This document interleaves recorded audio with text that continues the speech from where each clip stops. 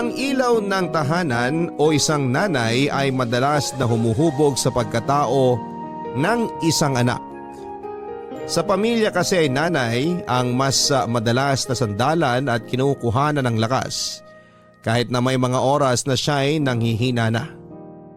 Patuloy siyang nagpapakatatag hindi lamang para sa kanyang anak kung hindi para sa kanyang buong pamilya. Ang sulat na ating babasahin ngayong Sabado ay pinadala ng ating kabarangay na si Shane, isang anak na lumaking wala ng tatay. At parang wala na ring nanay kahit kasama niya ito sa bahay. Mula kasi nang magkaisip siya ay hindi siya nakaramdam ng kahit na anong pagmamahal mula dito. Puro pagmamadupit lamang ang naranasan niya mula sa kanyang nanay. Hanggang sa makaramdam siya ng pagmamahal mula sa kanyang naging nobyo na si TJ. At dahil sa kanilang relasyon ay maaga niyang mararanasan ang maging isang ina. Gusto mo na bang makilala si Shane at malaman ang malungkot na kwento ng kanyang buhay? Handa ka na bang mainis at maiyak sa sulat na ibabahagi niya? Minsan ba ay naranasan mo na ring pagkaitan ng pagmamahal? Hanggang kailan mo nga ba dapat tiisin ang pananakit ng isang magulang? O dapat na iwanan mo na lamang sila para maramdaman mo ang tunay na kalayaan? Si Shane kaya? Ano kayang ginawa niya para maging masaya siya?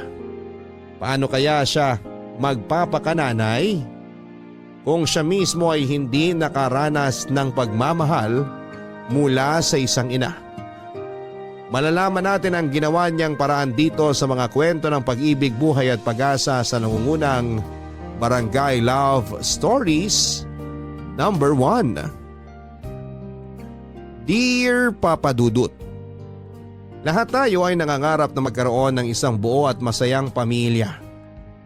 Ayon nga lang, hindi lahat ay sinaswerte na mabiyayaan ito.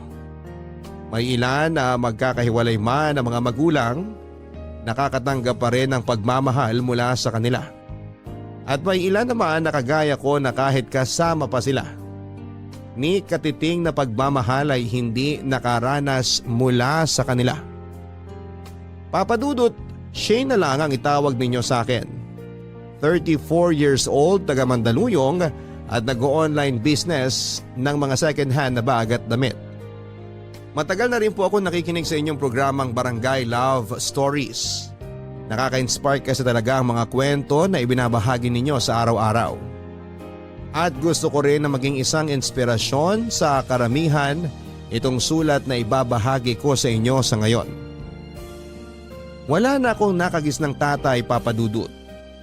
Ang alam ko ay namatay siya dahil sa stroke noong ipinagbubuntis pa lamang ako ni nanay. Kaya mag-isa na lamang si nanay na kasama ko sa buhay. Kaya lang sa ilang taon na kasama ko siya, kailanman ay hindi ako nakaramdam ng pagmamahal mula sa kanya. Mula pagkabata ko hanggang sa maging dalaga ko, palaging sigaw at mura ang naririnig ko mula sa kanya. Minsan nga ay hindi ko maintindihan kung bakit ganon siya sa akin. Hindi ko maintindihan kung bakit parang ni katiting na pangunawa at pagmamahal ay wala siya sa akin, Papa Dudut.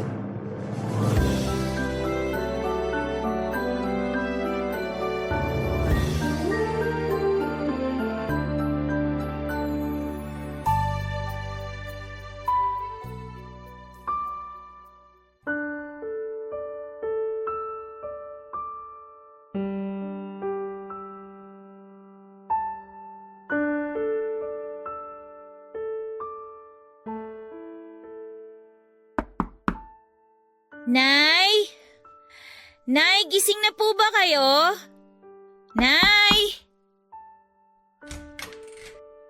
Ano ba yun, Shane? Ang aga-aga mo namang kumatok sa kwarto ko.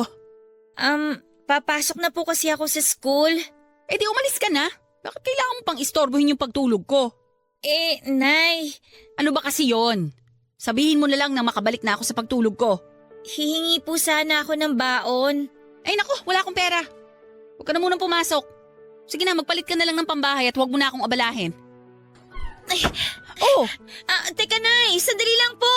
ano na naman ba ba yun? Hindi po kasi ako pwedeng hindi pumasok ngayon.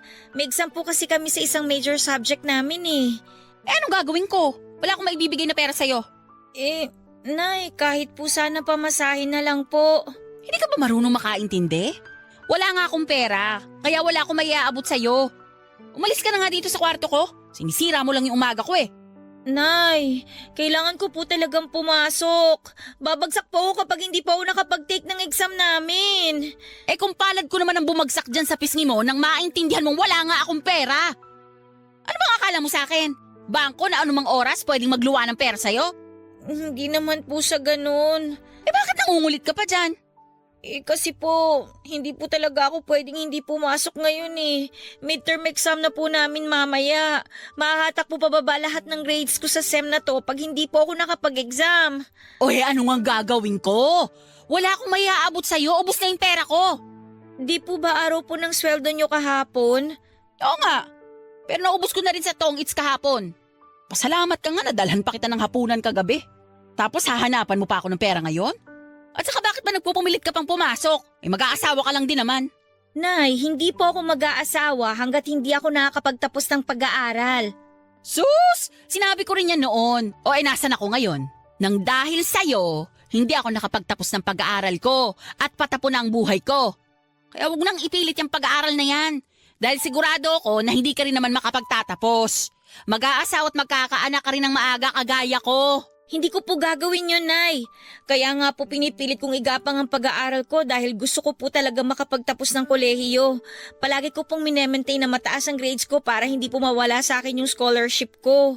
Ngayon, sinusumbat mo sa akin yung ginagawa mo. Sino bang pumilit sa'yo na magpatuloy ka dyan sa lintik na kolehiyo na yan? Di ba ikaw lang din naman? Tapos ngayon pahihirapan mo ko. Para rin naman po sa inyo itong ginagawa ko, Nay. Kapag nakapagtapos po ako ng pag-aaral, makakahanap po ako ng maayos na trabaho. At kapag nangyari po yun, mas magiging magaan na po ang buhay natin. Pwede ba, Shane? Itigil mo na nga yung mga panaginip mo na yan. Masyado ka ng ambisyosa. Sigurado naman ako na hindi mangyayari alinman dyan sa mga sinabi mo. Malis ka na nga. Isa pang pangungulit mo sa akin, babagsak na talaga tong palad ko dyan sa pagmumukha mo. Nang magising ka sa pagiging ambisyosa mo. Alis na!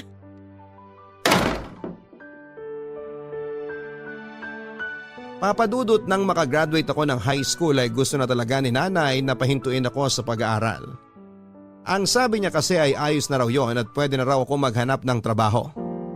Pero hindi ako pumayag. Kaya naman ako mismo ang gumawa ng paraan para makapagkolehiyo ako. Nakakuha ko ng financial assistance sa munisipyo at Kapitolyo. Tapos ay naipasa ko rin ang entrance exam para magkaroon ako ng scholarship. Kaya lang hindi sasapat ang mga yon para magtuloy-tuloy ang pag-aaral ko. Kailangan ko pa rin humingi ng allowance kay Nanay Papadudut para may pamasahe ako papasok ng university.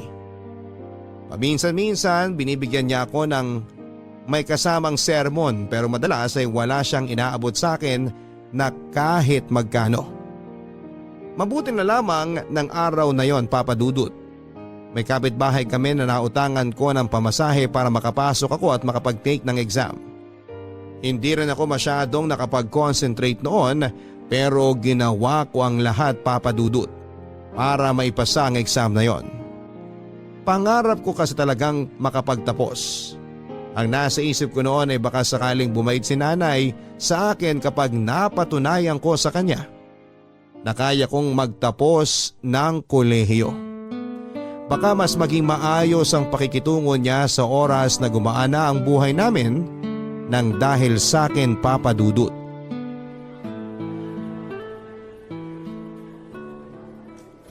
Shane, nandito ka lang pala sa labas ng gym.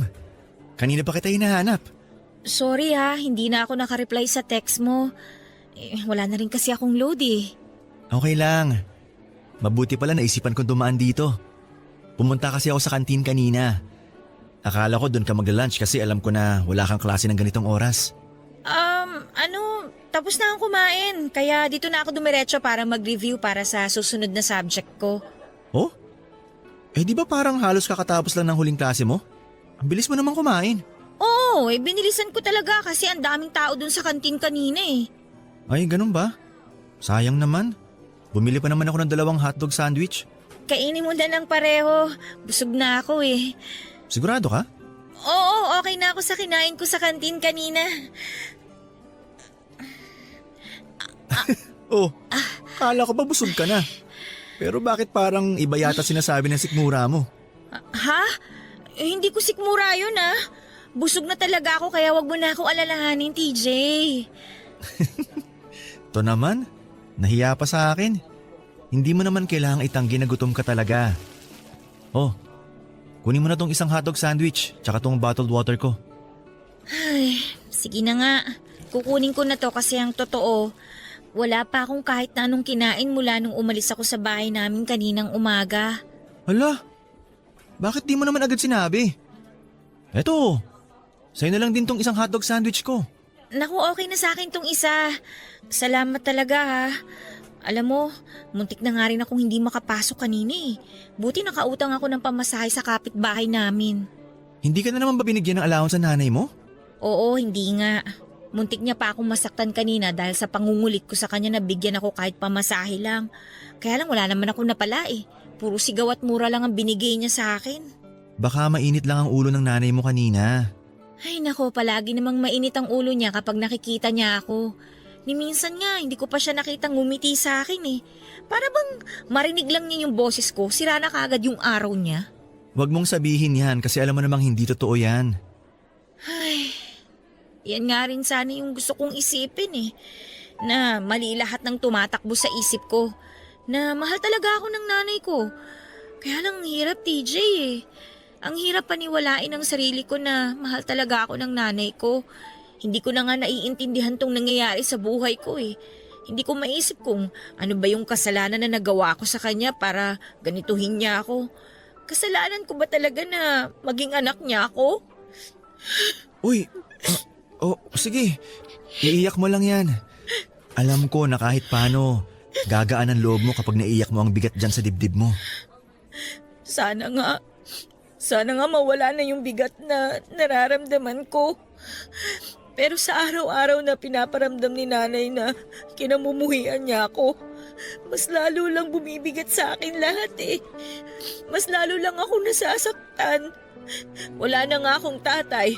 Tapos kasama ko nga yung nanay ko pero ni minsan, hindi ko naman naramdaman na minahal niya ako bilang anak niya.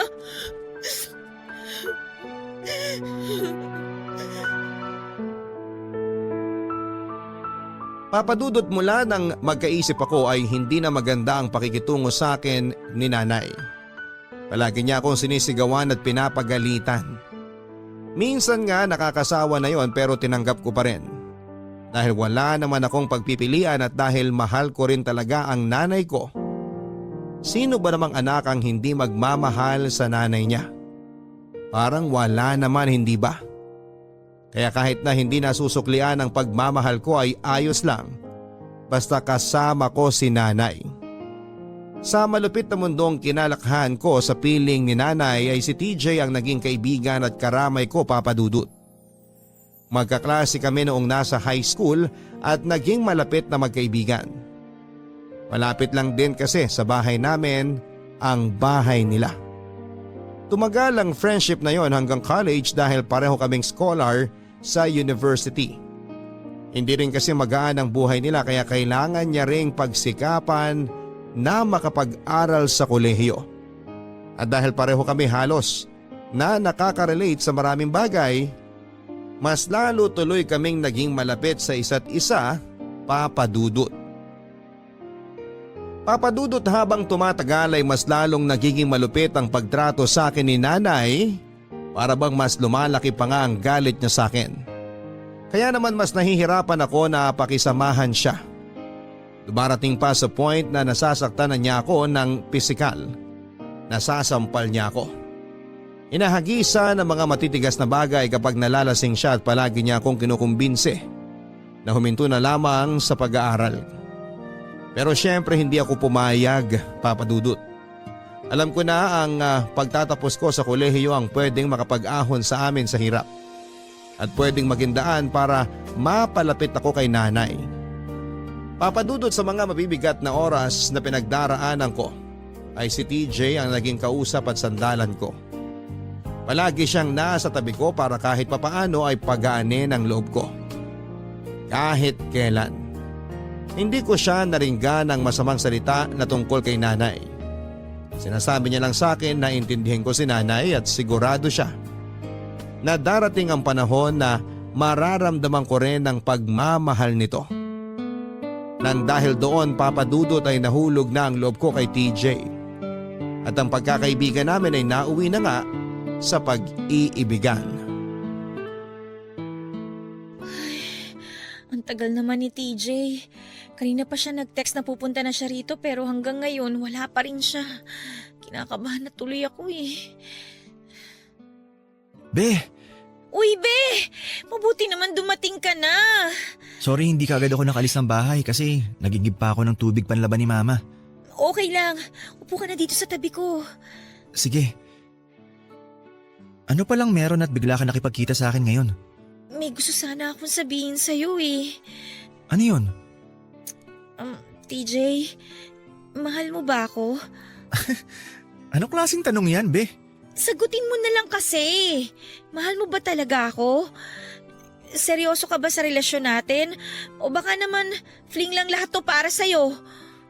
Shane, mahal kita. Sobra. Nasa high school pa lang tayo. May espesyal na ako nararamdaman para sa'yo. Hindi ko lang kaagad sinabi kasi ayoko masira yung pagkakaibigan natin. Pero ngayon na may relasyon na tayo, palagi kong ipaparamdam sa'yo sa lahat ng paraan kung gaano kita kamahal. Oh, bakit ang lalim naman ng buntong hininga mo? Sabihin mo na kasi kung ano yung gusto mong sabihin sa akin para… Buntis ako. Ha? Ang sabi ko, buntis ako. Sigurado ka ba? Oo. Kasi nakadalawang pregnancy test kit na ako eh. Parehong positive yung lumabas. Pero isang beses lang naman natin ginawa yun, di ba? Isang beses lang may nangyari sa ating dalawa. TJ, kahit 1 o 10 beses man na may mangyari sa atin, alam mo na posibleng mabuntis ako. Kasi ginawa pa rin natin yun. Ikaw naman kasi, bakit kinulit mo pa ako nung araw na yun eh? Hindi ko alam na mabubuntis ka kaagad. Ipapalaglag ko na lang tong bata. Anong sabi mo? Kailangan ba talaga na ulitin ko lahat ng sinasabi ko? Hindi naman. Pero alam mo na napakalaking kasalanan ng gusto mong gawin. Mas magiging kasalanan ko, isisilang ko siya sa mundo pero hindi ko naman siya mabibigyan ng maayos na buhay. Hindi ko nga naramdaman kung paano magkaroon ng nanay eh. Kaya paano ako magpapakananay sa batang nasa tiyan ko ngayon? Mas mabuti pa na mawala na lang siya. Kesa maranasan pa niya yung hirap na dinanas ko. Hindi ako papayag. Nakapagdesisyon na ako, TJ. Wala ka nang magagawa. Anak ko rin yan. Kaya hindi ko hayaan na gawan mo siya ng masama. Pananagutan ko anak natin, Shane. Totoo ba yung sinabi mo? Oo naman. Hindi ako duwag para iwanan ka sa ganyang sitwasyon. Mahal kita.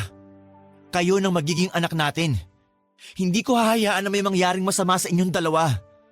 Pangako, gagawin ko ang lahat para maging mabuting partner at tatay ako sa inyo ng magiging baby natin.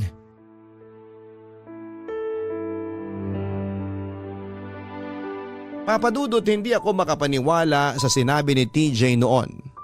Akala ko talaga kapag nalaman niya ang tungkol sa pagbubuntis ko, hindi niya ako pananagutan. Akala ko ay hindi siya ganon kaseryoso sa relasyon namin. Pero siguro kung minalas ako sa nanay, sinuwerte naman ako sa karelasyon ko. Dahil mula sa pagiging isang mabuting kaibigan, sa kanya ko rin naramdaman ang totoong pagmamahal sa kauna-unahang pagkakataon. Kaya nga nakuha niya kaagad ang tiwala ko, lalo na nang maging kami na. Dahilan para maibigay ko sa kanya ang sarili ko at makabuo kami ng bata sa sinapupunan ko. Papadudot alam ko naman na mali rin talaga ang ginawa namin ni TJ. Yung may mangyari sa amin kahit pareho pa kaming nag-aaral noon.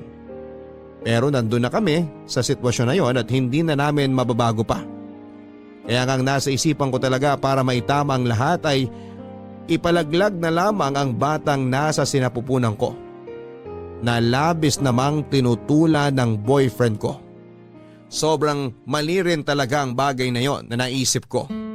Pero hindi ko na kasi talaga alam ang gagawin ko noon. Mabuti na lamang at buo ang loob ni TJ na panagutan ang ipinagbubuntis ko, Papa Dudut. Be, mag-juice ka muna Salamat. Ayos ka lang ba? Oo naman, syempre. Ikaw ba, be? Ang totoo, hindi masyado eh. Kinakabahan ka ba? Hindi. Mas lamang yung takot na nararamdaman ko ngayon. Kasi sigurado ako na sobrang magagalit si nanay sa akin eh.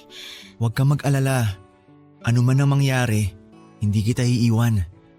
Kaya nga nandito ako ngayon sa bahay nyo para harapin ang nanay mo at patunayan sa'yo na hindi ko tatakasan ang responsibilidad ko. Salamat talaga, Be ha. Hindi pa rin ako makapaniwala na pananagutan mo tong pinagbubuntis ko. Anak natin ang baby na nandyan.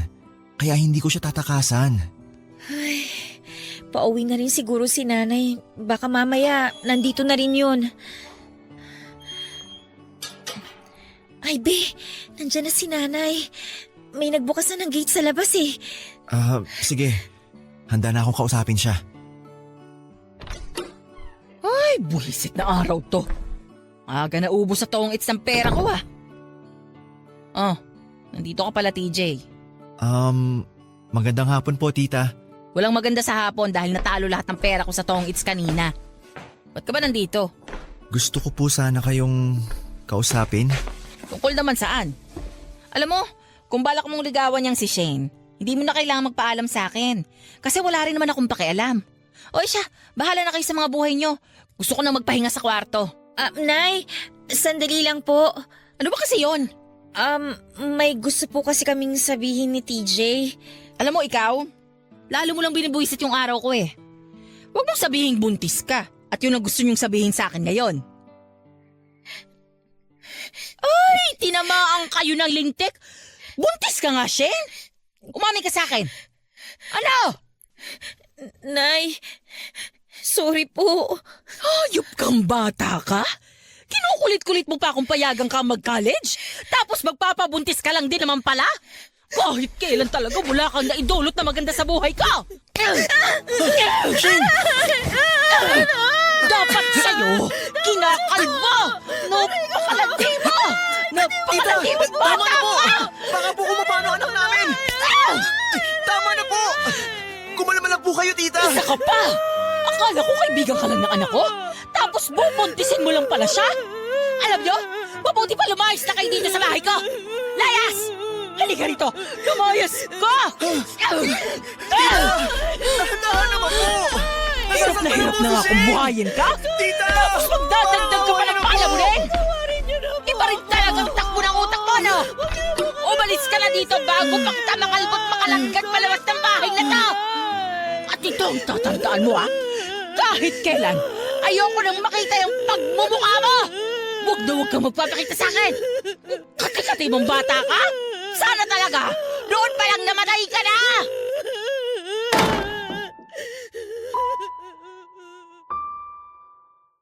Papa Dudut, ayoko talagang umalis ng bahay noon. Hindi dahil sa takot ako na mamuhay kasama si TJ, kung hindi dahil ayokong mapalayo kay nanay. Ayokong mapahiwalay ako sa kanya at magkaroon ng dahilan para mas magalit siya sa akin. Pero sa lakas ng pagsampal niya sa pisngi ko at pagsabunod sa buhok ko, ramdam ko ang matinding galit niya sa akin noon. Yung galit na parang kahit kailan ay hindi na mawawala pa. Lalo na nang ihagis niya palabas ng bahay ang mga damit at iba pang gamit ko. Kasunod ang pagmumura niya at ibang masasakit na salita. Doon ako kinumbinsi ni TJ na umalis na sa bahay ni Nanay Papa Dudut. Tinulungan niya ako na kunin at bitbitin ang mga inihagis ni Nanay na gamit ko. Sobrang bigat sa loob ko habang inihahakbang ko ang mga paa ko palayo sa bahay na yon. Para bang may mabigat na bakal na nakakabit sa binti ko habang naglalakad. At ng mga oras na yun ay pinilit ko ang sarili ko na magpakatatag para kay TJ at sa magiging anak namin, Papa Dudut. Papadudot, tumira kami ng 1 buwan sa bahay ni na TJ kasama ang nanay at kapatid niya. Mabait naman ang pamilya niya, kaya lang ay may mga oras na hindi ako masyadong nakakapagpahinga ng maayos. Maliit lang kasi ang kwarto kung nasaan kami ni TJ at kasama namin doon ang 3 niyang nakababatang kapatid. Palagi ring tipid ang mga pagkain na kailangang pagkasyahin sa aming lahat. Hindi ako nagreklamo noon dahil alam ko na hindi lang naman ako ang nahihirapan, kung hindi pati na rin ang partner ko. Hanggang sa may nag-alok kay TJ na ipasada ang tricycle ng tito niya. At nang makaipon kami ng sapat na pera ay umupa na kami ng maliit na bahay, Papadudot. Hindi pala talaga madali ang mamuhay nang wala ng ibang tao na inaasahan. Ang dami naming inisip noon kasama na ang gastusin sa bahay at mga vitamins na kailangan sa pagbubuntis ko. Mabuti na lamang at may libreng check-up sa center sa barangay namin na nakapagpatipid sa amin. Para na kaming totoong mag-asawa noon, Papadudot. Kaya dapat ay palagi kami nagtutulungan sa lahat ng oras. Be, eto na yung pares at balot natin. Ayan! Sa wakas! Namiss ko talagang kumain yan. Eto na yung para sa'yo. Pinadagdagan ko pa talaga ng laman yung pares mo. Thank you, be. Amoy pa lang, natatakam na ako. Sigurado ka ba na ayos lang sa'yo na dito tayo sa may parisan kumain ngayon? Oo naman. Bakit mo naman natanong? Wala lang. Baka lang gusto mo kasi na makatipid tayo kaya sinabi mo na dito na lang tayo kumain. Ano ka ba? Matagal ko na talagang gustong kumain ng pares at balot. At sigurado ako na ito rin ang gustong kainin ng baby natin ngayon. Paano mo naman nasabi?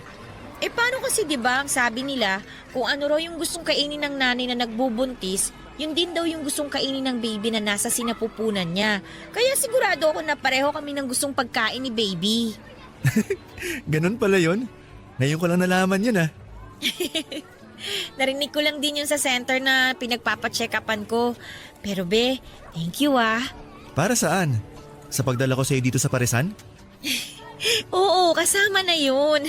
Nagulat nga ako nung niyaya mo akong kumain ngayon sa labas eh. Hindi na kasi natin masyadong nagagawa to. Tsaka may extra naman akong pera kaya niyaya kita mag-date tayong dalawa ngayon. Kahit na dito lang. Alam mo, ang swerte ko talaga sa'yo, be. Kaya thank you talaga ha. Thank you kasi hindi mo kami pinababayaan ng magiging anak natin. Mahal kita, pati na rin ang baby natin. Kaya gagawin ko ang lahat para maiparamdam ko sa inyong pagmamahal na yon. Ayun nga lang, pagpasensya nyo na lang muna sana kung ano lang yung kaya kong ibigay sa ngayon. Be, lahat ng ginagawa mo para sa amin ni baby, sobrang pinagpapasalamat ko na yon. Nag-uumpisa pa lang naman kasi tayo, kaya marami pa tayong pagsubok na pagdadaanan sa buhay. Alam mo, na-realize ko na hindi pala talaga madali ang bumuo ng pamilya. Tama ka dyan, be. Pero alam mo, wala akong pinagsisisihan sa nangyari sa ating dalawa, lalo na dito sa baby na nasa tiyan ko. Aaminin ko na natakot talaga ako nung umpisa. Pero ngayon nakasama na kita at saka malapit na akong manganak, wala na akong ibang nararamdaman kundi puro saya na lang. Oh, bakit parang naluluha ka na, be? Hindi ah. Hindi raw. Pero malapit ang tumuloy ang uhog mo. Sira. Natutuwa lang naman ako kasi sa dinami-dami ng lalaki sa mundong to, ikaw pa talagang binigay ng Diyos sa akin. Bakit? Ayaw mo ba? Siyempre gusto ko. Sakto nga eh. Kasi kung anong lungkot ang buhay na kinalakihan ko, ginawa naman ng Diyos na makulay tsaka masaya yon mula nung makilala kita. Shane, alam ko na hindi talaga madali yung mga pinagdaanan mo.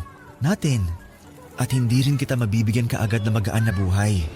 Pero ang pangako ko na panghabang buhay na pagmamahal, ang kahit kailan, hindi magbabago. Asahan mo yan, Shane. Papadudot na pagtanto ko noon na ang pagsasama na walang masyadong sapat na paghahanda ay mahirap talagang pagdaanan. Lalo na nga at pareho kaming walang ibang tao na inaasahan ni TJ. Siya at ako na lamang ang pwedeng magtulungan ng mga panahon na yon. Paminsan-minsan naman ay nag-aabot pa rin ng pera si TJ sa pamilya niya. Pero ang nanay na niya ang tumatanggi sa tulong na ibinibigay niya. Alam kasi ng mama ni TJ na pareho kaming hindi handa sa responsibilidad na pagkakaroon ng isang anak pero pilit naming kinakaya. Mas gusto ng mama niya na mag-focus na lang si TJ sa akin at sa magiging anak namin. Papadudot ng maisilang ko ang anak namin ni TJ ay walang kapantay na kaligayahan ang naramdaman ko. Wala na talaga akong mahihiling ng mga panahon na yon. Lalo na noong maisilang kong malusog ang baby namin. Araw-araw akong nagpapasalamat sa Diyos kasi binigay niya sa akin si TJ at ang baby namin. Ang buong akala ko noon ay panghabang buhay na. Ang kaligayahan ng pagsasama namin ni TJ pero hindi pala. Dahil wala pang isang taon ng baby ko nang mamatay si TJ dahil sumalpok sa isang truck ang pinapasada niyang tricycle. Nanagot naman ang truck driver sa nangyaring aksidente at nagbayad para sa pampalibing ni TJ. Kaya hindi na ako nagsampa pa ng kaso sa kanya. Mula noon ay mag-isa ko nang tinaguyod ang buhay ng anak ko, Papa Dudut. Sobrang hirap ng naging buhay ko doon pero pinilit kong kinaya ang lahat. Hanggang sa magkasakit ang anak ko na kaagad kong dinala sa ospital. Nagkaroon siya ng diarrhea at pabalik-balik na lagnat. Kapos na ako noon sa pera at napakaraming gamot ang kailangang bilhin para sa kanya. Doon na ako naglakas ng loob na umuwi ng bahay ni nanay at humingi ng tulong sa kanya, Papa Dudut.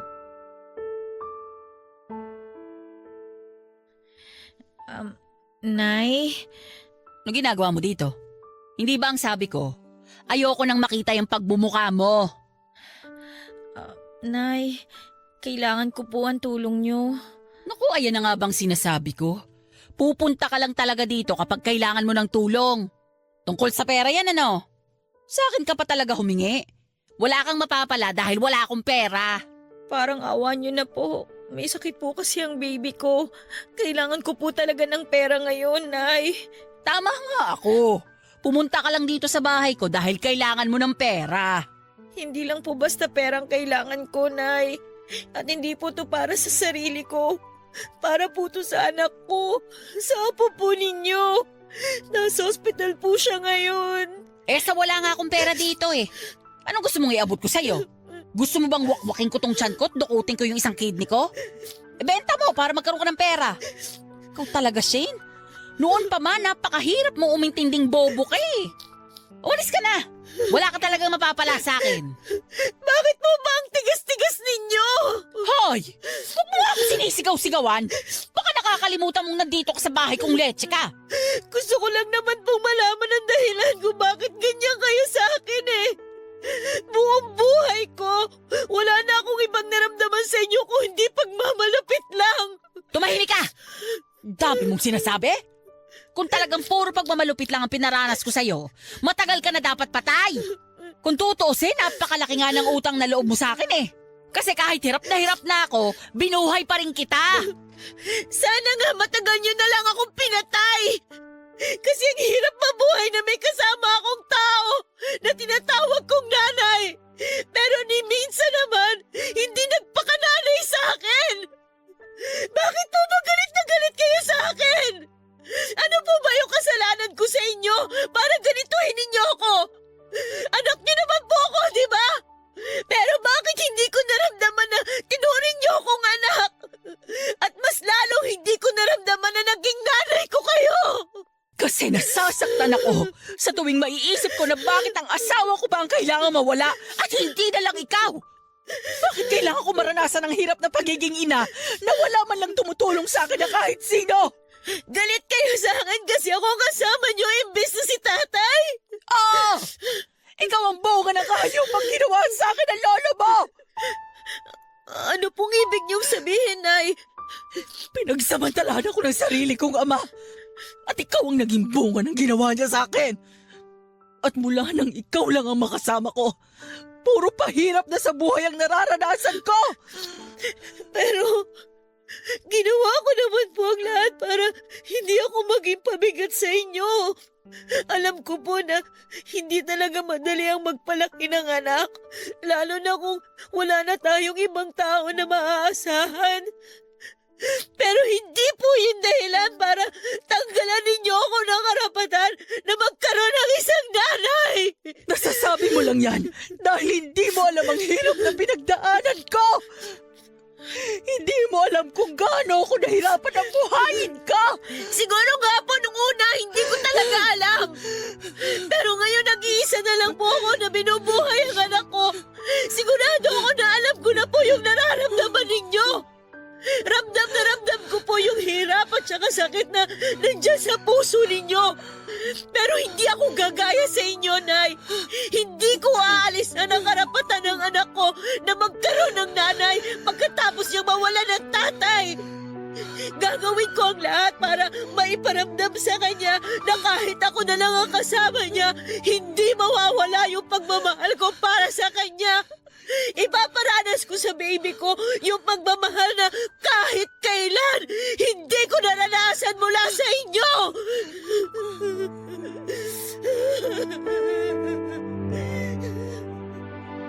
Papadudot, akala ko ay pagkamatay lang ni TJ ang nagtula kay nanay para maging isang malupit na ina sa akin, pero hindi pala. Dahil hindi kaagad natapos doon ang pagtatalo at sumbatan naming dalawa. Hanggang sa ikwento na nga ni nanay na hindi pala talaga ako anak ng lalaking napangasawa niya. Anak ako ng ama ni nanay na nagsamantala sa kanya noon. Nobyo niya raw si tatay nang mabuntis siya ni lolo ko. Doon na raw sila nag-decide ni tatay na magtanan at panagutan ang pinagbubuntis ni nanay. Kahit na hindi niya ako totoong anak. Plano na raw kasi ni nanay na ipalaglag talaga ako, pero si tatay lang ang pumigil sa kanya. Nagtana na nga noon si tatay at nanay at lumayo sa lugar ni na lolo Papadudut. Pero nakarating pa rin sa kanila na namatay nang mag-isa sa bahay si lolo dahil sa atake sa puso. At bago pa ako mga ipanganak ay si tatay naman ang namatay, dahilan para muling maramdaman ni nanay ang hirap ng nag-iisa sa buhay. Yun daw ang naging dahilan kung bakit ni minsan ay hindi siya naging masaya na kasama niya ako. Dahil naisip niya raw na sana hindi niya na lang ako binuhay at baka raw mas masaya pa ang pagsasama nila hanggang ngayon ni tatay kung eto raw ang nabuhay at hindi ako Papadudut. Grabe ang mga nalaman ko noon, Papadudut. Hindi ko alam na bunga pala ako ng pagkakasala. Kaya pala ganoon na lamang din ang galit sa akin ni nanay, kasi sa akin niya binunto ng galit na para kay lolo na nagsamantala sa kanya. Pero wala naman akong kasalanan. Hindi ko ginusto na mabuhay sa mundong ito at maging anak niya. Hindi ko ginusto na mabuhay ng walang nararamdamang pagmamahal mula sa nanay na kinalakhan ko. Pagmamahal lang mula sa kanya ang gabi-gabi na ipinagdarasal ko na sana ay maranasan ko. Pero kailanman ay hindi nangyari noon. Papadudot, pagkatapos kong makipagtalo kay nanay ay dumiretso ako sa bahay ng pinsan kong si Tina. Anak siya ng pinsan ni mama at naging schoolmate ko noong high school. Sa kanya ako humingi ng tulong at sa awa ng Diyos ay tinulungan naman niya ako pagdating sa mga gastusin para sa anak ko. Malapit din ako sa pinsan ko na yon at siya ang palaging tumutulong sa akin noong nag-aaral pa ako. Kaya labis ako nagpasalamat sa kanya kasi hindi siya napagod na tulungan ako, Papadudut.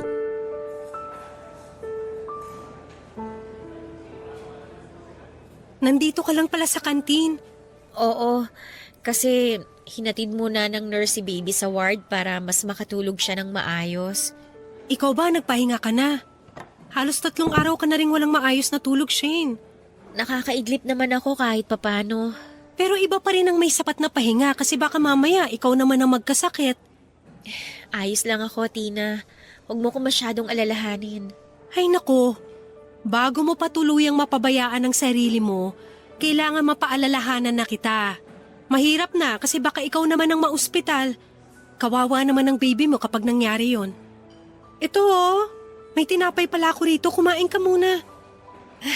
Sige, salamat.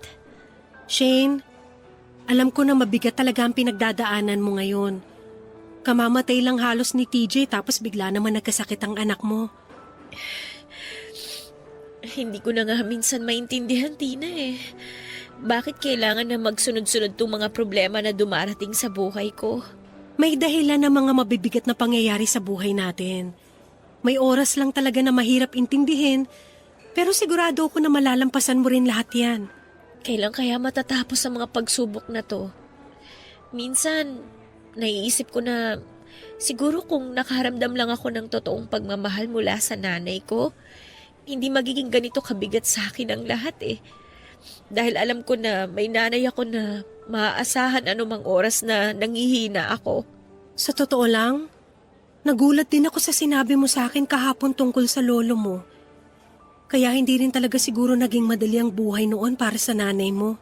Pero hindi ko na makasalanan kung ako yung naging bunga ng masamang ginawa sa kanya ng ibang tao, 'di ba? Hindi ko naman pinili na maging anak niya. Kaya bakit sa akin niya ibubunto ng lahat ng galit niya? May mga bagay tayong hindi naiintindihan dahil hindi natin pinagdaanan yung hirap na naranasan ng ibang tao. Hindi lang si nanay ang nahirapan dito. Pati rin ako.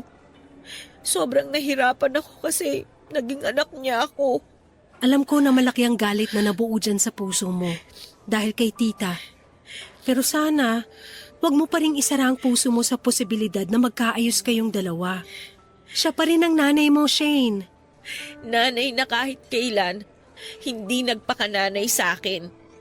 Yun yata ang pangarap ko na kahit kailan din, hindi na matutupad. Yung makaramdam ako ng pagmamahal mula sa nanay ko. Ay, huwag na nga natin siyang pag-usapan. Di ko na kasi mapigilan ng sarili ko na maiyak eh.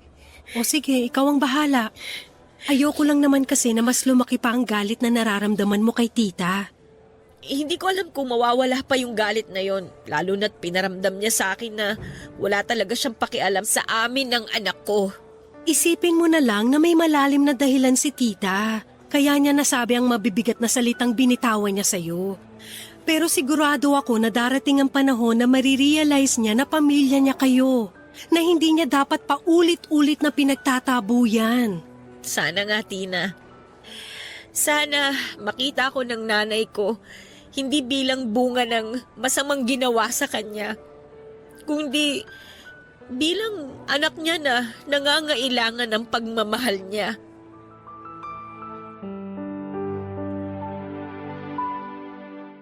Papadudot dahil sobrang gipit na talaga ako noon at naawa na ang pinsan kong si Tina sa kalagayan ko. Kaya patuloy niya akong tinulungan. Doon niya muna ako pinatuloy sa apartment na tinitirhan niya kasama ang baby ko. Binigyan niya pa ako ng maliit na puhunan para makapagsimula ako ng online business ko ng mga damit at bag. Madali kong naayos sa mga yon dahil nasa bahay lang naman ako madalas. Tapos naasikaso ko pang anak ko habang nagnenegosyo ako. Papadudot pakiramdam ko ay doon na nagsimulang maging mabait sa akin ang panahon dahil nagtuloy-tuloy na kahit paano napagaanin ang buhay ko. Naging maganda kasi ang resulta ng pag-online business ko. Lalo na at maraming kaibigan at kamag-anak ang sumuporta doon. Hanggang sa hindi ko namalayan na may 1 taon na rin pala ang lumipas. 1 taon nang magaan kahit papaano ang buhay ko kasama ang anak ko at si Tina. Ayun nga lang, may bagay pa rin na patuloy na bumabagabag sa loob ko. Yun ay ang nanay ko na halos 1 taon din akong walang naging balita, papadudot. Ay, grabe. Nakaupo rin sa wakas. O ito ang juice oh, uminom ka muna. Ayun, salamat. Kanina pa nga ako nauuhaw eh. Paano ka naman hindi mapapagod at mauuhaw? Non-stop ang pagkilos mo mula nung magsimula ang birthday party ng anak mo. Ang dami rin kasing batang dumating kaya natuwa ako. Uy, Tina, thank you nga pala sa inyo ng mama at kapatid mo ha. Sobrang laki na naitulong nyo sa pag-aayos nitong birthday party ni baby. Wala yun. Alam mo naman kung gaano kamahal ni mama ang anak mo. Kita mo nga at ayaw niya pang bitawan hanggang ngayon si baby oh. Sabik na rin daw kasi siya magkaapo kaya bigyan nyo na raw siya. Nako, Matagal pa yung magiging apo niya sa amin. Wala pa nga kaming boyfriend pareho ng kapatid ko eh. Ayun lang. Maghanap muna kayo ng mabo-boyfriend ninyo. Ay, pero, Tina, salamat talaga ha. Para saan? Nag-thank you ka na kanina. Hindi lang naman para sa birthday party ng baby ko, kundi para sa pagtulong mo sa amin. Kung hindi mo ako tinulungan nung araw na nagkasakit siya, hindi ko talaga alam kung saan kami pupulutin ng baby ko. Thank you talaga kasi palagi kang nandyan para sa aming dalawa. Magpinsan tayo, kaya sino ba naman ang magtutulungan kung hindi tayo rin magkakamag-anak? Shane, pwede ba tayong mag-usap? Anong ginagawa niyo dito? Shane, tinext ko si tita at in-invite ko siya rito sa birthday party ng anak mo. O sige, maiwan ko muna kayo ha para makapag-usap kayo ng mama mo. Tita, doon na po muna ako sa loob.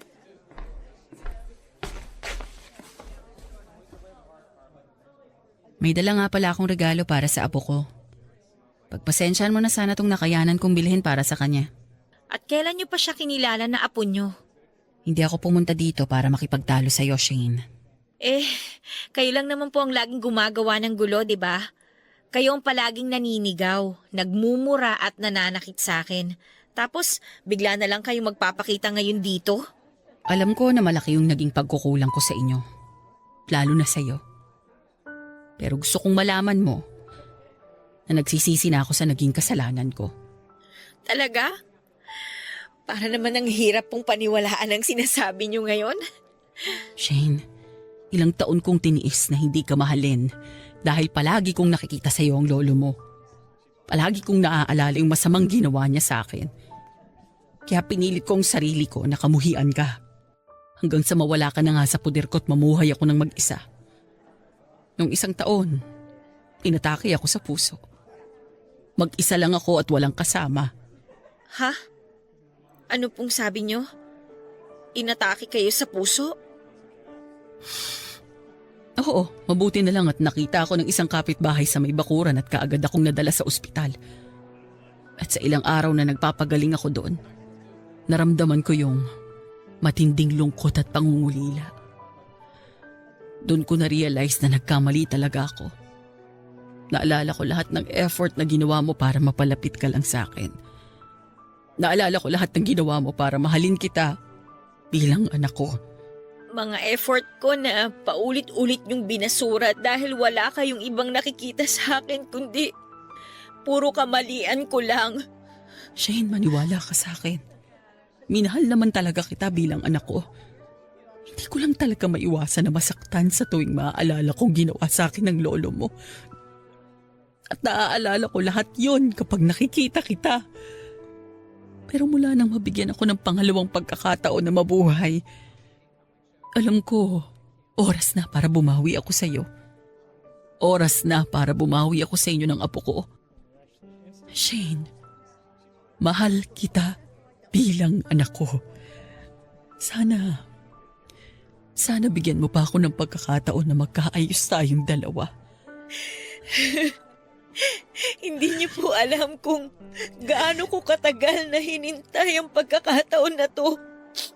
Yung pagkakataon na marinig mula sa inyo na mahal ninyo ako, Nay. Gabi-gabi, pinagdarasal ko na sana dumating yung oras na tawagin niyo rin akong anak at sabihin ninyo kung gaano ninyo ako kamahal. Yun lang po, Nay. Yung nag-iisang pangarap ko sa buhay ko ngayon. Yung makasama kayo at yung makaramdam ng pagmamahal mula sa inyo. Babawi ako sa iyo, anak. Babawi ako sa lahat ng mga naging pagkukulang ko sa iyo. Pangako ko yan. Hindi ka na ulit mag-iisa at mahihirapan. Dahil nandito na si Nanay, hindi na ako aalis sa tabi mo.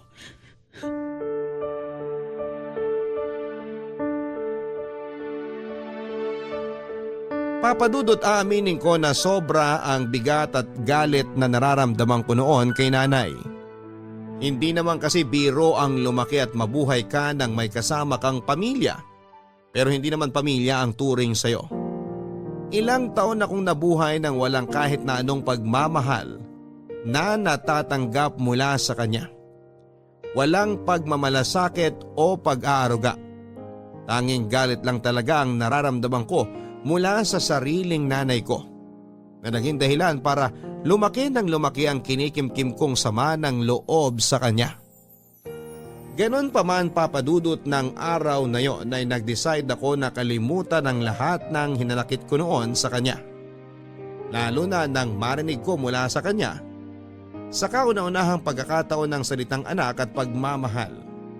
Hindi madaling kalimutan ang sakit at sugat na ginawa niya sa akin dahil sa ilang taon na pagsasama namin na puro pagkamuhi lang ang pinaramdam niya.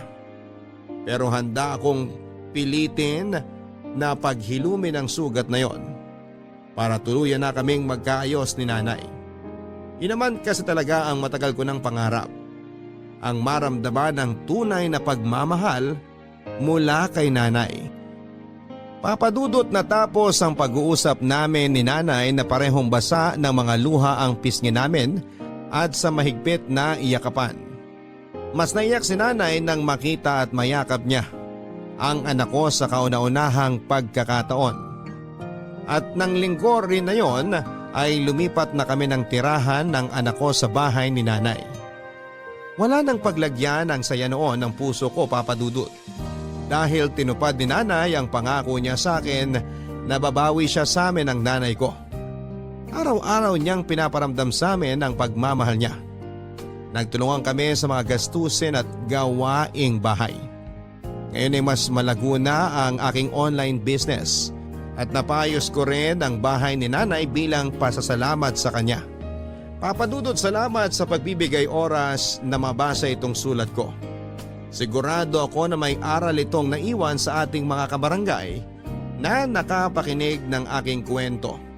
Kahit na hindi naging madali ang buhay ko noong umpisa, ang mahalaga ay pareho naming natutunan ni nanay na magpatawad at paghilumin ang sugat ng nakaraan. Yun ang naging daan para maiparamdam namin sa bawat isa ang tunay na pagmamahal. Hanggang dito na lang muna ang inyong forever kapuso at kabarangay, Shane. Maraming salamat, Shane, sa pagsulat mo sa programang Barangay Love Stories. Tama ka na malaki talaga ang aral sa buhay na naiwan nitong sulat mo sa araw na ito. Sa dinami-rami ng pagsubok na pinagdaanan mo sa buhay mo, kahanga-hanga na nagawa mo yung lampasan kahit halos wala ka ng ibang kinakapitan upang kuna ng lakas. Kaya naman ngayon ay mas naging matatag ka na, lalo na nang makasama mo na ang nanay mo at maramdaman ang totoong pagmamahal nito. At sa susunod na muli kang panghinaan ng loob ay magdasal ka lamang, Shane. Kung mararamdaman mo man na parang wala kang kakampi, palagi lang nandyan ang Poong May Kapal upang iparamdam ang kanyang presensya at pagmamahal. Mga kapuso, siguro nga ay hindi lahat ay sineswerte na magkaroon ng mapagmahal na magulang. Pero walang magulang na nanaisin na mapasama ang kanilang mga anak. May oras lang talaga siguro na mahirap silang intindihin dahil sa kanilang mga pinagdadaanan sa buhay. Pero palagi rin sana nating tandaan na hindi tayo mabubuhay sa mundong ito kung hindi dahil sa kanila.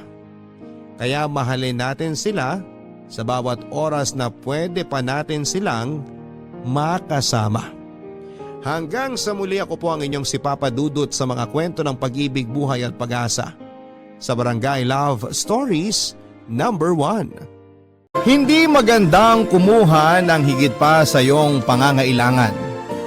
Dapat isipin pa rin ang iba bukod sa iyong sariling kapakanan. Ikaw, kapuso, kaya mo bang hindi man lamang ng kapwa kung nakahain na sa iyo ang maraming grasya?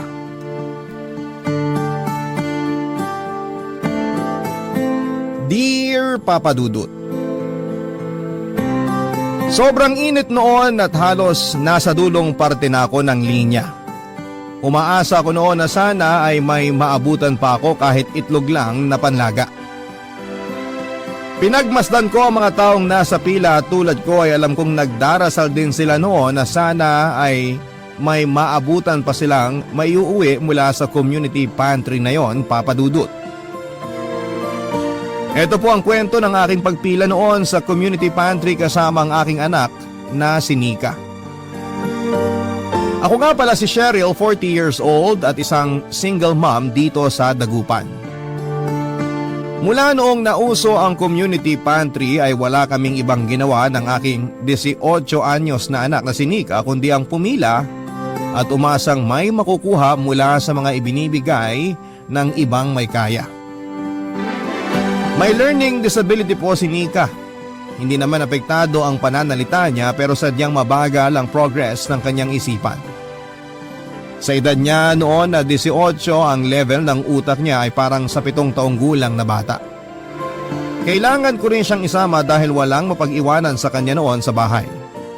Dalawa lang kasi kaming magkasama noon sa buhay, Papa Dudut. Nakita at naramdaman ko ang hirap ng pagpila noon. At may mga pagkakataon nga dati na wala na kaming naaabutan ng aking anak, kundi asin at luya na lamang. Pinatos pa rin namin yon at ginamit ko noon sa pagluto ng lugaw na halos isang dakot na lamang sa kamay ang bigas na aking ginamit, Papa Dudut. Ang hirap pong maging mahirap, pero ano bang magagawa namin noon? Yon ang sinisiksik ko sa aking utak, Papa Dudut.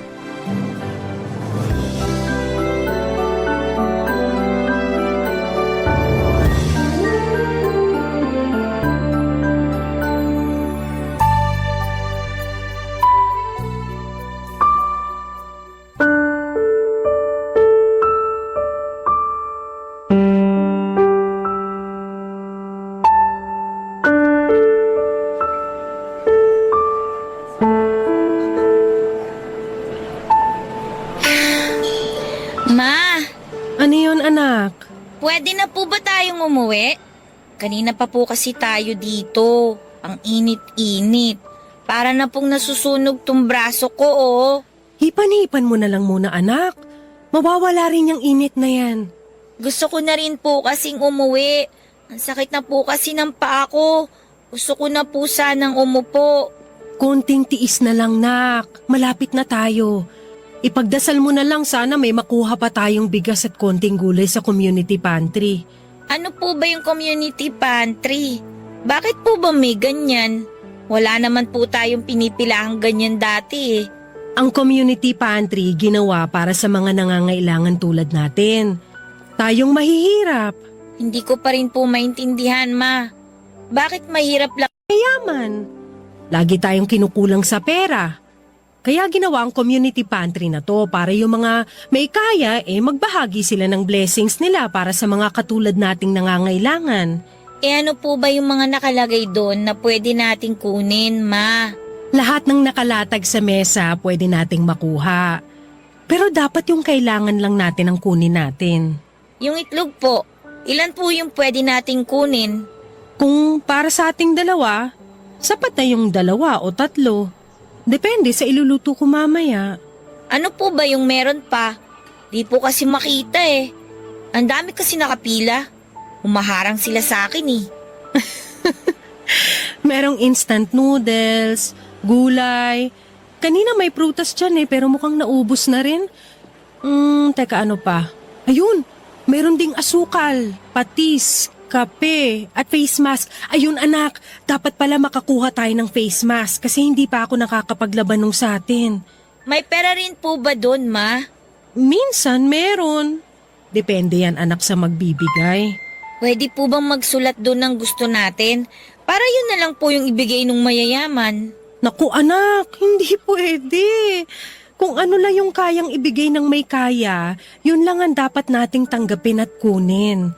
Magpasalamat na lang tayo at meron pa ring mabubuting puso na handang tumulong kahit hindi naman kailangan. Ma, Ano yun anak? bakit po ba tayo mahirap?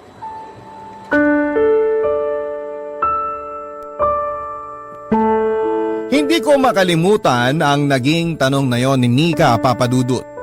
Hindi ko rin alam ang isasagot sa kanya noon. Bakit nga ba kami mahirap? Yan din ang tinanong ko noon sa sarili ko.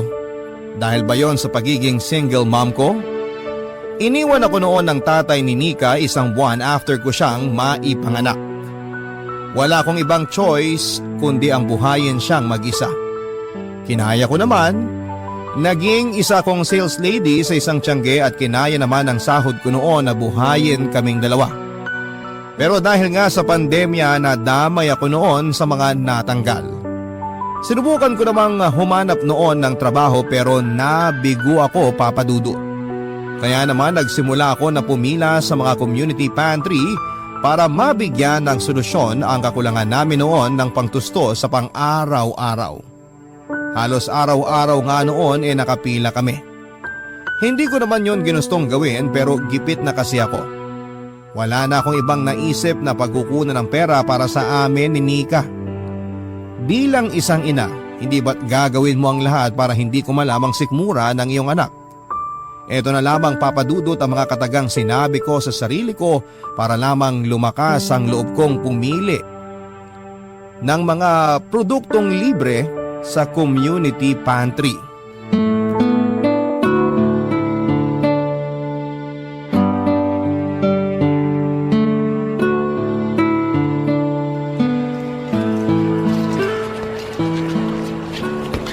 Ma, Ano yun?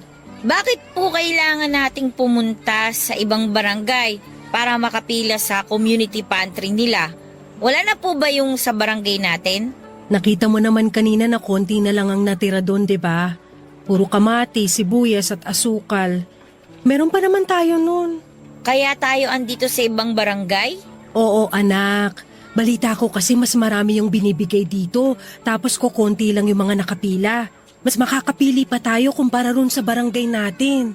Kung gano'n naman po pala, di kumuha na lang po tayo ng marami para hindi na tayo pipila bukas. Nakakapagod kasi yung pabalik-balik Nasilip ko po may mga candy din doon. Kukuha po ako ng marami kasi yung sa barangay natin wala namang candy Pwede po ba, Ma? Bibigyan ko rin yung mga kapitbahay natin. Anak, nakikita mo ba yung karatulang nakasabit sa pantry? Opo, Pwede bang basahin mo? magbigay ayon sa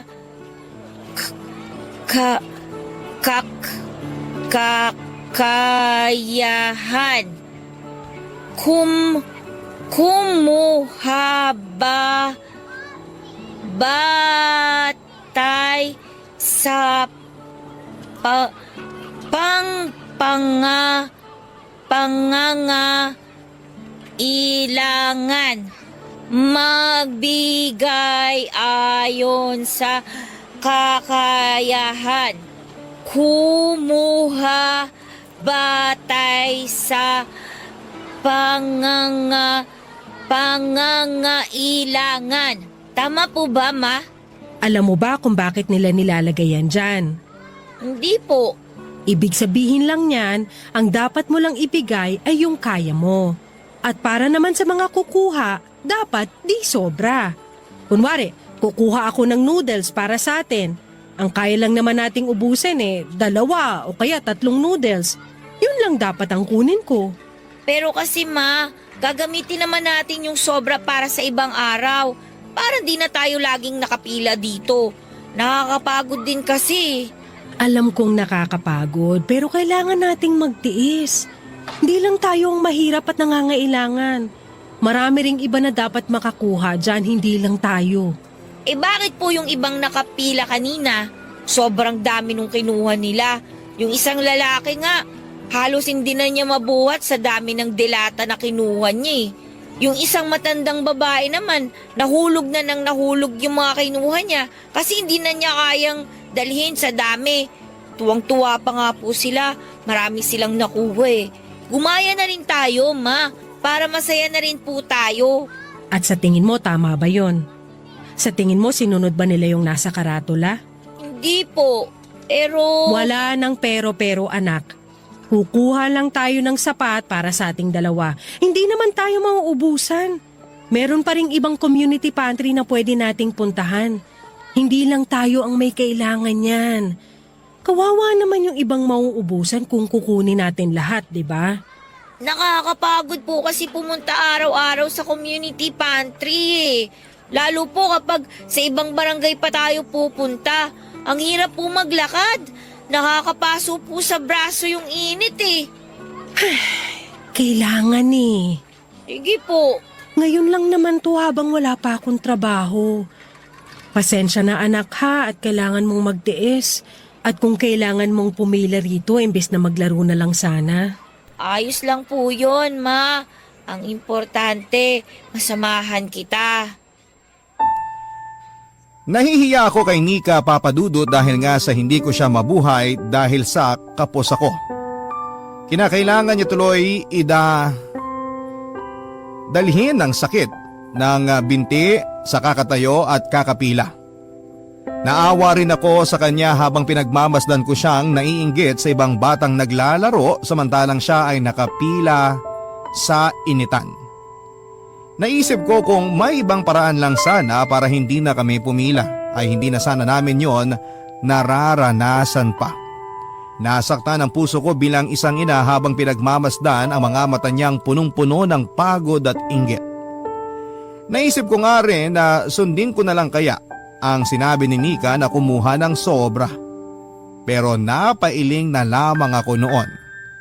Hindi yon pasado sa aking prinsipyo, Papadudot. Nasaktan na nga ang pride ko na pumila noon sa community pantry tapos manlalamang pa ako. Naisip ko noon na kahit prinsipyo na lamang at dignidad ang meron ako sa mga panahong gipit ako ay hindi ko hinayaang maging masama ang anak ko dahil lamang kapos kami. Kung nagawa ng iba ay hindi naman ibig sabihin ay gagawin ko na, hindi ba? Papadudot, muli na naman kaming pumila noon kinabukasan. Plinano na lang naming kumuha ng sardinas at sayote na uulamin namin sa gabi. Habang nakapila ay nilapitan kami ng kapitbahay namin na si Tisay, kaedad ko rin. Tisay ang palayaw niya dahil masyado itong pumuti dahil sa kakainom noon ng mga mumurahing gluta at paggamit ng Kojic na sabon. Kumpara sa amin, mas nakakaangat ang buhay ni Tisay. May sari-sari store ito noon, ang kanyang asawa naman ay isang dicer noon sa isang grocery store. Hindi ko naging ka-close si Tisay at bukod kasi sa pagiging tsismosa nito noon, may ugali din siyang abusada. Kaya hindi na ako nagulat noong nakita ko siyang maraming bitbit mula sa community pantry. Napailing na lamang ako at naawa para sa ibang kasamahan kong nakapila. Panigurado na naisip ko na konti na naman ang maiuwi naming mga nakaabang pa dahil sinagad ni Tisay ang pwede niyang makuha. Sinubukan kong umiwas ng tingin sa kanya pero nakita ako nito at agad na nilapitan.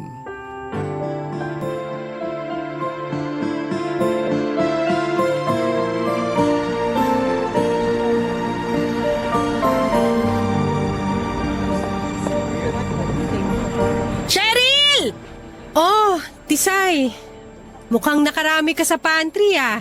Naku, pangatlong balik ko na nga to eh. Di ko nga alam kung bakit ako kumuha ng asin at itlog eh. Marami namang ganito sa bahay. Grabe naman. Nagtatlong balik ka talaga? At bakit hindi? Libre naman yun para sa lahat ah. Pero paano naman yung ibang nakapila rin?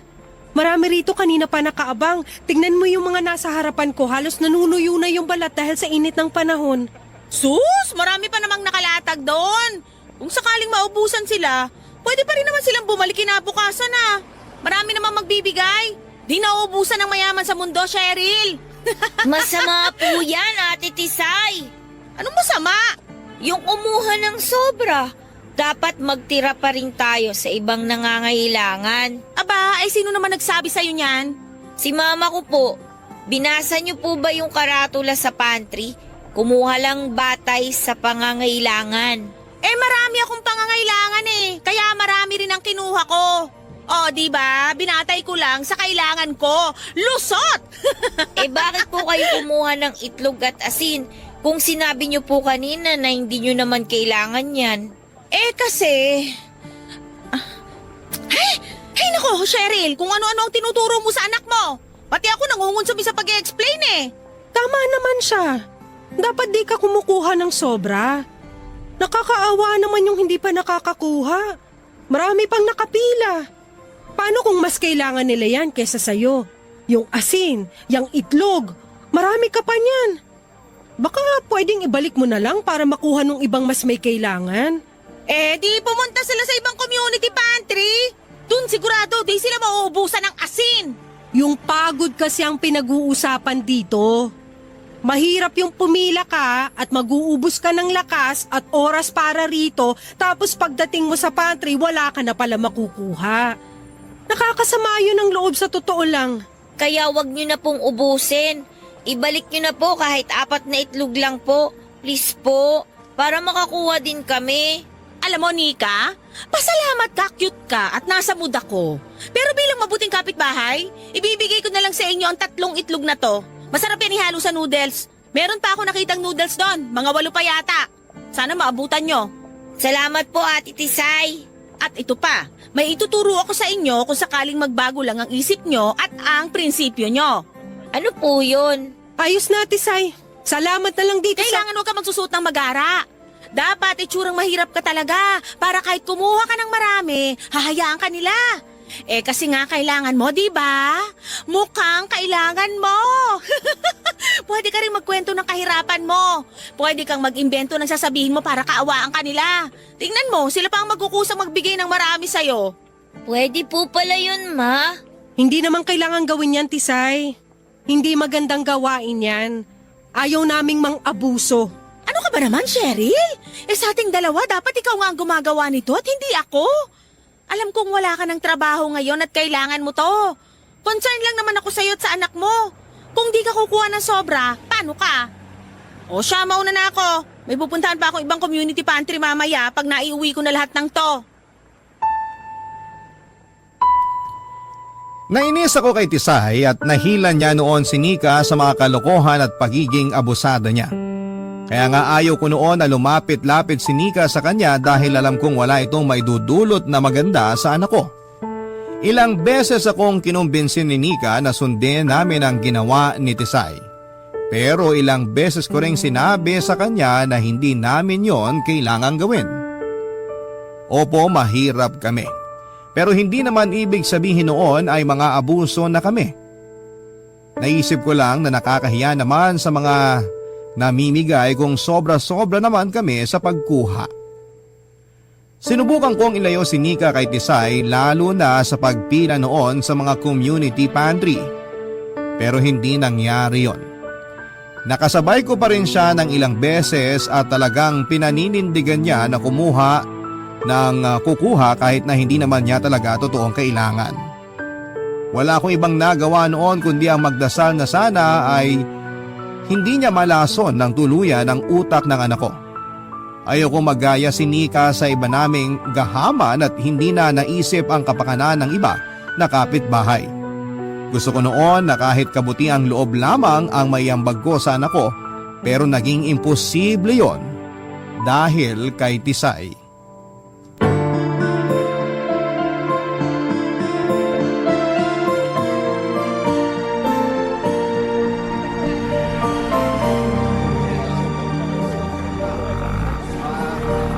Cheryl! Ito na naman siya. Langit, magpaulan ka ng pasensya. Sana bumaha ng pasensya para hindi tumirik ang mga mata ko sa pagkabwisit. Ano po sabi nyo, Ma? Hindi ko po kayo narinig. Wala anak. May binibilang lang ako sa utak ko. Binibilang ko lang kung ilang okra yung kukunin ko para sa ating dalawa. Cheryl! Grabe to! Parang di naman ako kilala. Di pa lumingon eh. Kanina pa kita tinatawag. Dead ma lang? Ganda yan! Ikaw pala, Tisay. Di kasi kita nakilala sa suot mo. Ito bang suot ko? Sinuot ko lang yung sombrero at maluwag na t-shirt ng asawa ko para di ako makilala. Ang daming butas nitong t-shirt ko, no? Kaya mo bang bilangin? Makilala saan? Kasi medyo stricto yung nagbabantay ng pantry ngayon. Kaya kailangan may pa-change costume ako. Kanina naka-sandal shorts lang ako, tapos nakalugay. Ngayon naman ito suot ko. Pormahang tomboy. Nagpalit ka ba ng damit para makaulit ka sa community pantry? True! Ang galing ko, di ba? Ano ka ba naman, Tisay? Pwede naman kasing pumila sa mga susunod na araw. Di mo naman ganun kakailangan eh. Kung meron ka pang stock sa bahay nyo, pagtiisan mo muna. Ay naku, araw-araw naman akong pumipila talaga para pangdagdag dun sa benta ko sa tindahan ko. Pinebenta mo ang mga nakukuha mo rito? Hoy, ano ka ba? Huwag ka maingay. Mamaya kuyugin ako ng mga tao rito eh. Kukuyugin ka talaga kasi mali ang ginagawa mo. Yung mga nakapila dito, gusto lang nilang may makain sa araw na to. Gusto lang nilang maitawid ang araw na to dahil kapos sila, pero ikaw pagkakakitaan mo lang? Huwag mo na nga akong konsensyahin dyan. Di rin yan e-epekto. Matagal na akong iniwan ng konsensya ko. Ikaw nga dapat ang pinapangaralan ko rito eh. Alam mong kapus na kapus ka. Mas kapus ka pa kaysa sa ibang nakapila. Pero kung kumuha ka, para kang ibon. Yung sapat lang at kaya ng tiyan mo. Paano kung sa susunod na araw wala ng pantry? Eh di nga ka. Ma, mukhang tama po si Ate Tisay. Thank you, Nika. Kasi ma, mukhang mauubusan na naman tayo. Oh. Yung iba ang daming kinuha. Hindi naman sila mukhang mahirap. Pero paano po tayo? Hindi dapat ganun, anak. Mali yun. Pero mali po ba na kumuha ng sobra para masiguradong may makakain tayo bukas? Buti pa tong anak mo, Cheryl, nag-iisip. Naku, sino ba talaga sa inyo ang nanay? Naaawa na rin kasi ako sa inyo, ma. Lagi po kayong malungkot kapag wala na tayong nauuwi sa bahay. Tapos, lagi pa tayong nabibitin po sa kinakain natin. Hindi po maganda sa pakiramdam na matulog na kulang sa pagkain. Mas gusto ko pang magutom kaysa makapang-abuso. Pero ako, ma, ayoko pong magutom. Ayoko rin naman, anak, O pero... siya, maiwan ko na kayo dyan ha. Inantok na ako bigla sa away niyong mag-ina. Nalungkot at naawa ko noon kay Nika, Papa Dudut. Pero pinilit ko pa rin pinaunawa sa kanya na mali ang sinabi ni Cheryl. Sinabi ko rin na mali ang ginawa noong ibang taong nakita niya na sobrang dami ng kinuha. Sinabi ko rin sa kanya na hindi porket walang sumasaway ay dapat na naming gayahin ang ginagawang mali ng iba. Hindi porket ginawa ng iba ay gagawin na rin namin. Ito ang huling sinabi ko sa kanya. Tumango lamang siya noon pero alam kong hindi siya sumang-ayon sa akin. Nainis pa ako noon, Papa Dudut, noong nakita kong marami ang katulad ni Tisay. Ang daming kinuha, di na halos nag-iwan sa iba. Nalungkot ako. Hindi para sa amin ni Nika, kundi para sa iba na kumakalam na rin ang sikmura noon pero walang magawa kundi ang umuwi na lamang. Ayokong mamuhay sa mali noon si Nika, Papa Dudut. Kaya nga kahit halos nalaso na noon ni Tisay ang utak niya, ay hindi pa rin ako napagod na ipaalala sa kanya ang prinsipyo ko. Mali, Papa Dudut, ang manlamang. Mali ang mga abuso. Ito ang naging paulit-ulit kong sinasabi sa kanya noon. Kabarangay, i-share mo ang iyong barangay love stories. Sabay-sabay nating pakinggan ang iyong kwento ng pag-ibig, buhay at pag-asa. Ipadala lang sa barangaylovestories@yahoo.com. Naghanap ako ng trabaho para hindi na kami pumila sa community pantry, Papa Dudut. Hindi na kasi maganda ang nakikita noon ni Nika. Puro kasakiman ang nakita niya sa mga pila sa community pantry. Naisip ko na kapag tumagal na ganito ay baka magaya na rin si Nika sa kanila. Hindi ko hinayaang mangyari yon, Papa Dudut. Kaya kahit alam kong mahirap ay sinikap ko noon na makahanap ng trabaho pero nabigo ako. Nangutang na lamang ako sa ibang kamag-anak ko noon kahit konti lang, pang raos lang. Sinabi ko kasi sa sarili ko na hindi na kami pipila sa mga community pantry.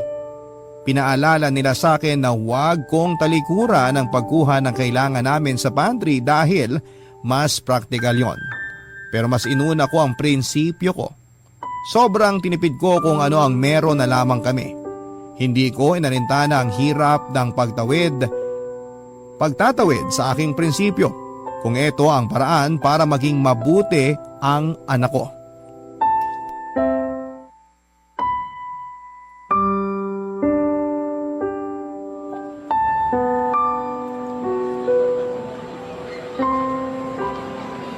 Ma, Oh, bakit po hindi na tayo pumipila sa mga community pantry? hindi naman natin kailangan. May natitira pa tayong pera rito. Kapag naubos na po ba ang pera natin, babalik na tayo sa pagpila? Kailan po kaya? May naisip na po ba kayong kukunin natin? Hindi ko pa alam, anak. Umila na kaya tayo, ma. Tapos ipunin natin yun para may imbak tayo. Kuha na tayo ng marami. Parang si Ate Tisay. Tutulungan naman kitang magbuhat, ma. Pwede nga po yung tinuro ni Ate Tisay eh. Yung mauuna po kayong pumila. Tapos ako naman yung susunod sa inyo. Para makarami tayo. Hindi iisipin ng nagbabantay na iisang bahay lang tayo. Tsaka po, isuot natin yung mga sirang damit natin. Makakatulong po yata yun. Di ba paulit-ulit kong sinasabi sa'yo na mali ang manglamang? Mali ang mang-abuso at mali ang manloko? Parang hindi ka naman natututo. Pero ma, kailangan din kasi natin yun. Alam ko namang konti na lang ang pera mo dyan eh. Gusto ko lang naman pong hindi na kayo mamroblema kung ano yung pagkakasyahin yung pagkain natin sa araw-araw. Nanay ako. Alam ko kung paano pagkasyahin kung ano man ang meron tayo. Huwag ka nang masyadong mag-alala dyan. Tulungan mo na lang ako maglaba mamaya. Sobrang nipis na po ng sabon. Bimpo na lang po at 3 panty siguro ang kakayanin nun. Umutang ka muna sa tindahan. Sabihin mo bukas ko babayaran. Doon po sa tindahan ni na Ate Carol, hindi na daw po sila nagpapautang ngayon, ma. Bukas na lang tayo maglaba. Kapag may sobra sa ipang bibili ko ng pagkain natin mamaya, bibili tayo ng isang sabon. Teka, may sabong panligo pa naman tayo, di ba? Makapal-kapal pa yon, baka pwedeng yun na muna ang gamitin natin para hindi na tayo matambakan ng labahan bukas. Ay, Oh, bakit? nalulungkot po kasi ako, ma. Kasi? Kasi mahirap po tayo. Kailangan natin laging magtiis, magtipid. Nalulungkot ako na puro tayo lugaw. Nalulungkot ako kasi, kasi wala kayong masyadong pera sa bulsa nyo. Makakaraos din tayo, anak. Matapos lang ang pandemyang ito, promise ko sa'yo hindi na lugaw ang laging kakainin mo. Bakit po kasi tayo mahirap, ma? Bakit yung iba naman mayaman? Hindi naman yata tama yun. Anak, ang importante, namumuhay tayo ng... Marangal. Alam ko na po yan, ma. Lagi niyo pong sinasabi sa akin yan. Pero paano naman po yung gutom natin? Mabubusog ba tayo kapag araw-araw tayo magiging mabuti?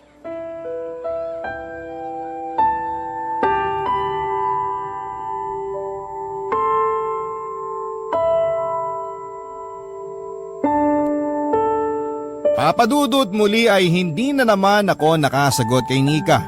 Matalinong bata po si Nika at alam kong marami itong nalaman sa kanyang paligid kahit sa murang edad niya. Kaya nga naging maingat ako sa kanya sa pinapakita ko. Naging maingat din ako sa mga taong pinapalapit ko sa kanya dahil gagayahin niya ang mga taong ito hanggang sa kanyang pagtanda. Nalungkot lamang ako, Papadudot, na sa ganong edad ay nakita niya ang kahirapan namin. Hindi ba dapat walang ibang iniisip ang mga bata kundi ang paglalaro lamang? Kinabukasan nga matapos ang naging pag-uusap naming yon ni Nika ay muli na lamang kaming pumila sa community pantry. May nais akong gawin noon. Kinakabahan ako sa plano ko pero gusto kong ituloy yon. Maaga kaming pumila noon at dinamihan ko ang pagkuha sa pantry. Hindi ko na nga halos mabuhat noon sa sobrang dami. Tinulungan lamang ako ni Nika at nagtaka rin ito sa ginawa ko pero sumunod lang din siya, Papadudot.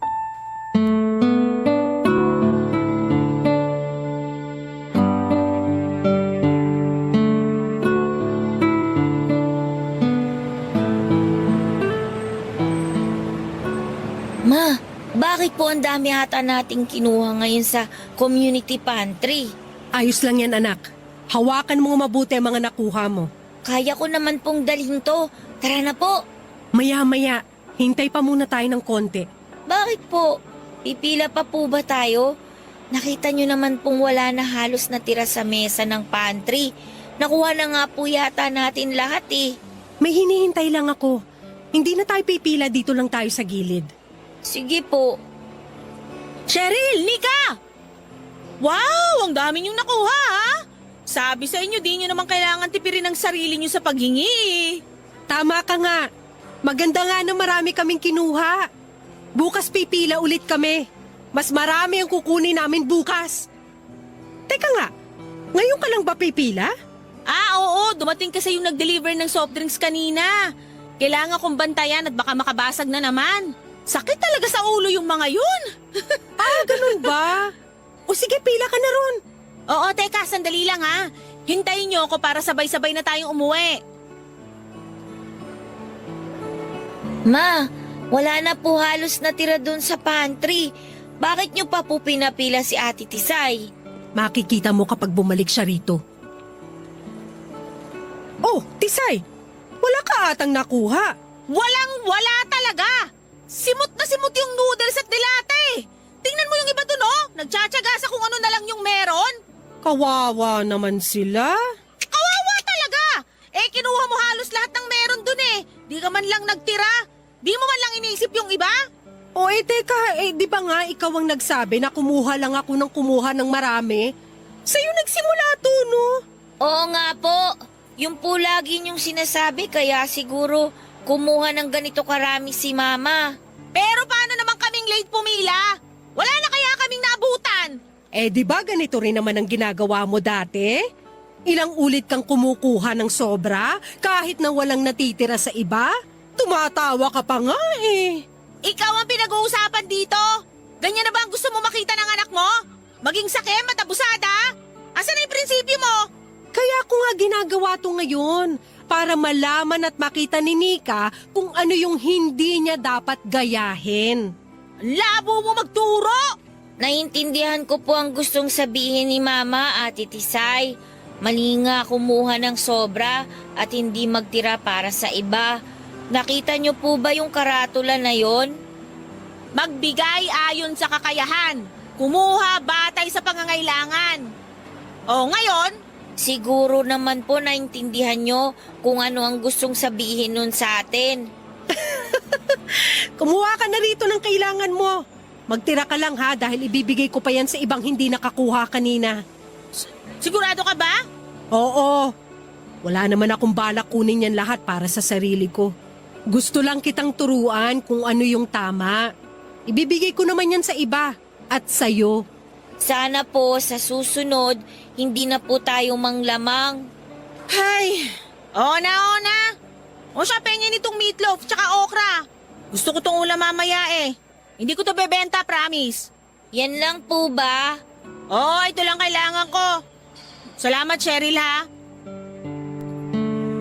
Pinamahagi ko rin ang araw na yon ng mga nakuha ko mula sa pantry at kinausap ko noon ng organizer at sinabi ko ang bala kong gawin.